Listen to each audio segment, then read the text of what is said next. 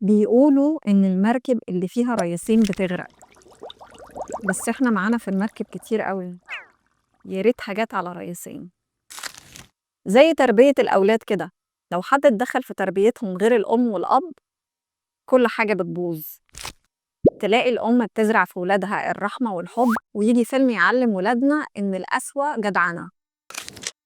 الأم والأب بيحاولوا بكل قوتهم إن هم يحافظوا على ولادهم، بس في عوامل كتير أوي بتشكِّل الطفل، من المدرسة ومن صحابه ومن الشارع ومن الكرتون اللي بيتفرّج عليه، والتيك توك والممثل اللي بيغلط علشان يطلع ترند، وحتى الكلام اللي بيسمعه من الكبار. فهنلاقي في الآخر إن إحنا مش بنربي لوحدنا، إحنا بنربي مع ناس كتيرة أوي.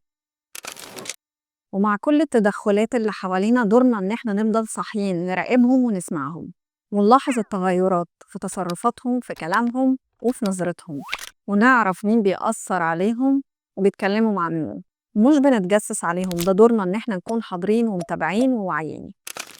مش هنقدر نمنع كل حاجة، بس نقدر نكون أقرب حد ليهم، ولو واجهوا مشكلة أو تعبوا في يوم يرجعوا لنا. ودمتم رايقين.